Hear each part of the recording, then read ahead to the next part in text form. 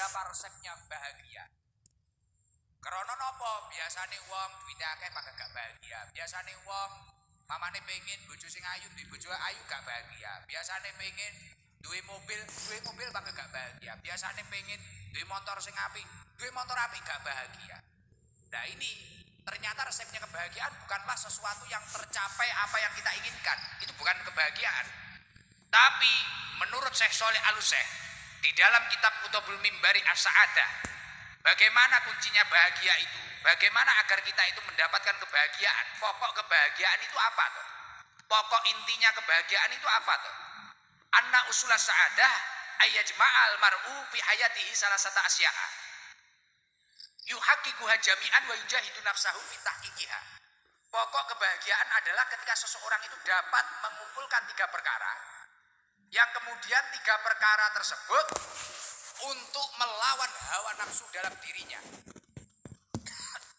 Nyun sewu, manusia itu memiliki hawa nafsu atau tidak? Kadang kita nafsunya menggebu-gebu terus mengejar dunia. Kadang nafsunya kita menggebu-gebu menyakiti banyak wanita. Kadang kita nafsunya menggebu-gebu kita itu memakan hak orang lain atau milik orang lain. Nah itu nafsu kita. Banyak lagi nafsu-nafsu yang lain. Contoh-contoh nafsu yang lain. Nah ketika seseorang itu mampu melakukan 3 perkara, mengumpulkan 3 perkara dalam dirinya, kemudian 3 perkara tersebut ia gunakan untuk melawan hawa nafsunya, dia akan mendapatkan yang namanya kebahagiaan. Yang pertama apa? Annallaha azza wa jalla a'tona wa aujaba alaina asyukru. Ketika orang tersebut mendapatkan nikmat dari Allah Subhanahu wa taala, dia mampu bersyukur. Mampu bersyukur. Lah mayoritas orang yang hidupnya sakit, capek semua, badannya capek semua, pikirannya capek semua, karena dia itu tidak mampu untuk bersyukur. Sebenarnya apa yang ia dapatkan, apa yang ia inginkan sudah dia dapatkan. Apa yang dia angan-angankan sudah ia dapatkan.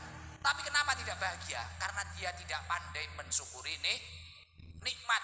Orang kalau pandai-pandai mensyukuri nikmat, pasti secara otomatis dia akan tenang hidupnya. Contoh, semisal orang ingin mobil, dapat mobil beneran, tapi dia tidak mampu mensyukuri. Artinya apa? Mobil itu digunakan untuk kegiatan yang tidak baik, semakin menjauhkan dirinya kepada Allah Subhanahu wa taala. Dia pengen motor, tapi motor itu tidak menjadikan dirinya baik. Loh Gus, emangnya apa urusannya syukur dengan perkara tidak baik atau baik? Karena sejatinya syukur adalah sorfun ni'am li taatillah, menyalurkan nikmat untuk menuju ketaatan kepada Allah. Semisal badannya sehat, dia semangat berangkat ke majelis taklim.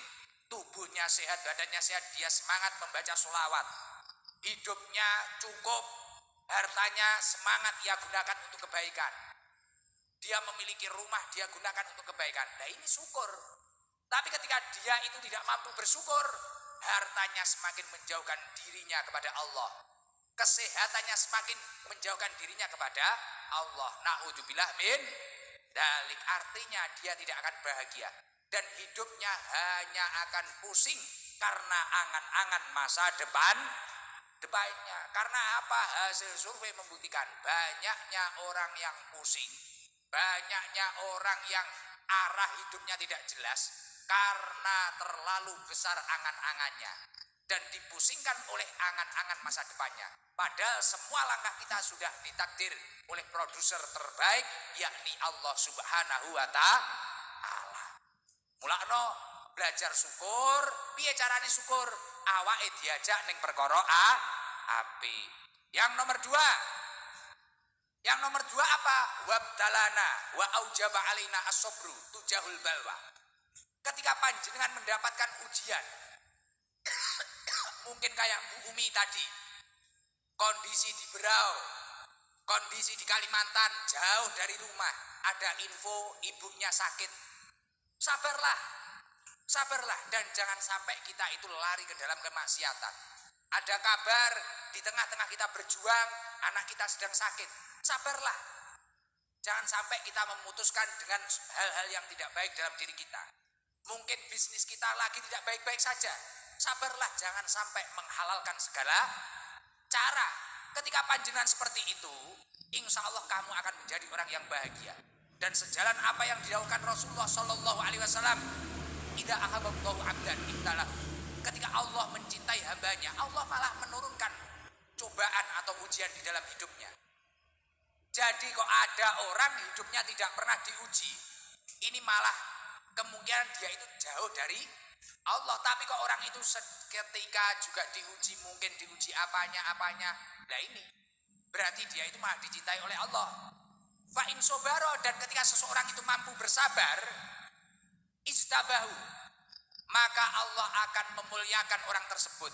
Wa in rodhiya, dan ketika orang tersebut ridho, oh saya ini ditakdir berjuang di Berau, saya ditakdir berjuang di Samarinda, saya ditakdir berjuang di Balikpapan, saya ditakdir berjuang di Kalimantan. Ketika dia itu mampu ridho, istofahu, maka dia akan dipilih oleh Allah menjadi orang yang istimewa. Lagi-lagi dekengane pusat. Maka dari itu bersabarlah dengan keadaan panjenengan seperti ini. Tapi jangan sampai hanya sabar saja tanpa berjuang. Keburukanmu juga tidak akan berkurang. Ujianmu juga tidak akan selesai.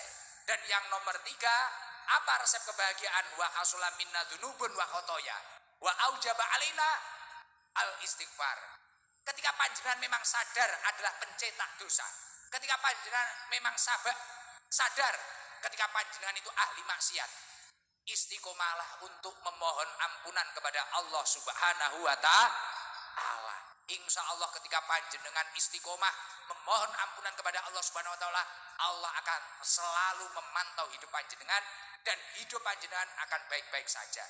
Sejalan dengan apa yang didhawuhkan Allah di dalam surat An-Nahl, wala najziyannal ladzina sabaru ajrahum bi ahsani ma kanu ya'malun. Dan kami pasti akan membalas hal yang lebih baik ketika seseorang itu melakukan kebaikan apapun itu, termasuk sabar itu tadi. Allah akan membalas yang lebih dari apa yang panjenengan lakukan. Maka dari itu, insya Allah ketika panjenengan masyarakat Kalimantan mampu syukur, mampu sabar akan ujian hidup panjenengan, dan mampu untuk selalu bertobat dari dosa-dosa panjenengan, walaupun panjenengan terus mencetak dosa, saya yakin panjenengan akan menjadi orang yang bahagia dunia akhirat.